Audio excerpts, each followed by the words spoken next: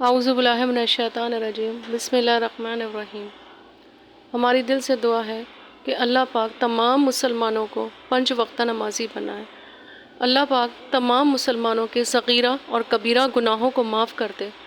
یا اللہ پاک بیت المقدس اور کشمیر کو آزادی نصیب فرما۔ یا اللہ پاک غیب سے ان سب مسلمانوں کی مدد فرما، آمین۔ یا اللہ پاک تمام مسلمانوں کو مکہ اور مدینہ کی زیارت نصیب فرما۔ یا اللہ جو بیمار ہیں، پریشان حال ہیں، تنگ دست ہیں، مشکلات میں مبتلا ہیں، اللہ پاک اپنے کرم سے، اپنے فضل سے سب کی بیماریوں کو شفا میں بدل دے۔ یا اللہ ان کی مشکلات کو آسانیوں میں بدل دے، جو پریشان حال ہیں ان کی پریشانیوں کو دور کر دے۔ یا اللہ پاک تمام اولاد کو نیک اور صالحہ بنا، والدین کا فرما بردار بنا، 5 وقت کا نمازی بنا اور دین پہ چلنے والا بنا، آمین ثم آمین۔ حضرت طلحہ رضی اللہ تعالیٰ روایت ہے کہ وہ بیان کرتے ہیں کہ ایک قبیلے کے 2 آدمی نبی پاک صلی اللہ علیہ وسلم کی خدمت میں ایک ساتھ آئے اور اکٹھے ہی مسلمان ہوئے۔ ایک صاحب بہت زیادہ مستعد اور ہمت والے تھے، وہ ایک لڑائی میں شہید ہو گئے، اور دوسرے صاحب کا 1 سال کے بعد انتقال ہوا۔ حضرت طلحہ رضی اللہ تعالیٰ نے خواب میں دیکھا کہ میں جنت کے دروازے پہ کھڑا ہوں اور وہ دونوں صاحب بھی وہاں ہیں۔ اندر سے ایک شخص آئے اور ان صاحب کو جن کا 1 سال بعد انتقال ہوا تھا اندر جانے کی اجازت ہو گئی، اور جو صاحب شہید ہوئے تھے وہ کھڑے رہ گئے۔ تھوڑی دیر بعد پھر اندر سے ایک شخص آئے اور ان شہید کو بھی اجازت ہو گئی، اور مجھ سے یہ کہا کہ تمہارا بھی وقت نہیں آیا، تم واپس چلے جاؤ۔ میں نے صبح کو لوگوں سے اپنے خواب کا تذکرہ کیا، سب کو اس پر تعجب ہوا کہ ان شہید کو بعد میں اجازت کیوں ہوئی، ان کو تو پہلے ہونی چاہیے تھی۔ آخر نبی پاک صلی اللہ علیہ وسلم سے لوگوں نے اس کا تذکرہ کیا تو نبی پاک صلی اللہ علیہ وسلم نے ارشاد فرمایا کہ اس میں تعجب کی کیا بات ہے؟ لوگوں نے عرض کیا کہ یا رسول اللہ صلی اللہ علیہ وسلم، وہ شہید بھی ہوئے اور بہت زیادہ مستعد اور ہمت والے بھی تھے، اور جنت میں یہ دوسرے صاحب پہلے داخل ہو گئے۔ تو نبی پاک صلی اللہ علیہ وسلم نے ارشاد فرمایا کہ کیا انہوں نے 1 سال عبادت زیادہ نہیں کی؟ عرض کیا بے شک کی۔ ارشاد فرمایا کیا انہوں نے پورے 1 رمضان کے روزے ان سے زیادہ نہیں رکھے؟ عرض کیا گیا بے شک رکھے۔ ارشاد فرمایا کیا انہوں نے اتنے سجدے 1 سال کی نمازوں کے زیادہ نہیں کیے؟ عرض کیا گیا بے شک کیے۔ تو نبی پاک صلی اللہ علیہ وسلم نے فرمایا پھر ان دونوں میں آسمان اور زمین کا فرق ہو گیا ہے۔ اسی طرح ایک دوسرے صاحب کا انتقال 1 ہفتے کے بعد ہوا۔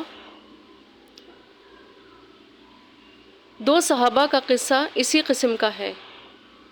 ایک صاحب کا انتقال 1 ہفتے کے بعد ہوا اور پھر وہ جنت میں پہلے داخل ہو گئے۔ حقیقت میں ہم لوگوں کو اس کا اندازہ ہی نہیں کہ نماز کتنی قیمتی چیز ہے۔ آخر کوئی بات تو ہے کہ نبی پاک صلی اللہ علیہ وسلم نے نماز کو اپنی آنکھوں کی ٹھنڈک کہا ہے۔ نبی پاک صلی اللہ علیہ وسلم کی آنکھ کی ٹھنڈک جو انتہائی محبت کی علامت ہے، معمولی چیز نہیں۔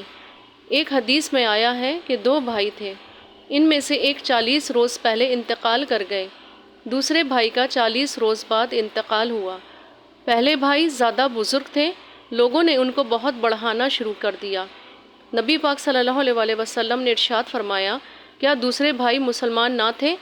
صحابہ رضی اللہ تعالیٰ عنہ نے عرض کیا کہ بے شک مسلمان تھے، مگر معمولی درجے میں تھے۔ نبی پاک صلی اللہ علیہ وسلم نے ارشاد فرمایا کہ کیا تمہیں معلوم کہ ان 40 دن کی نمازوں نے ان کو کس درجے تک پہنچا دیا ہے؟ نماز کی مثال ایک میٹھی اور گہری نہر کی سی ہے جو دروازے پہ جاری ہو اور آدمی 5 دفعہ اس میں نہاتا ہو تو اس کے بدن پر کیا میل رہ سکتا ہے؟ اس کے بعد پھر دوبارہ نبی پاک صلی اللہ علیہ وسلم نے فرمایا کہ تمہیں کیا معلوم کہ اس کی نمازوں نے جو بعد میں پڑھی گئی تھی اس کو کس درجے تک پہنچا دیا ہے؟ سبحان اللہ۔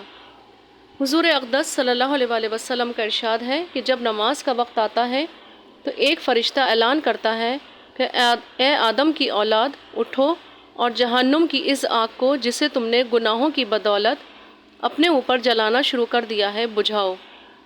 چنانچہ دیندار لوگ اٹھتے ہیں، وضو کرتے ہیں، ظہر کی نماز پڑھتے ہیں، جس کی وجہ سے ان کے گناہوں کی صبح سے ظہر تک کی مغفرت کر دی جاتی ہے۔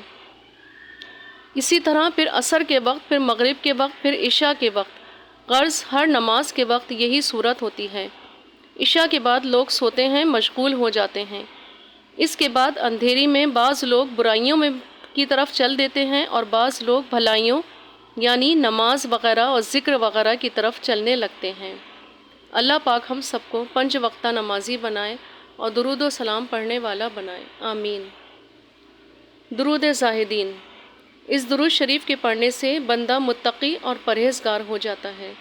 جو بندہ اس درود شریف کو کثرت سے پڑھتا ہے تو ایک وقت آتا ہے کہ جب بندہ نبی کریم صلی اللہ علیہ وآلہ وسلم کا خادم بن جاتا ہے اور حضور نبی کریم صلی اللہ علیہ وآلہ وسلم کی توجہ اس پر ہو جاتی ہے اور اس کی عزت اور وقار میں اضافہ ہو جاتا ہے۔ اللہ پاک ہمیں کثرت سے کروڑوں درود و سلام پڑھنے کی توفیق عطا فرمائے، آمین ثم آمین۔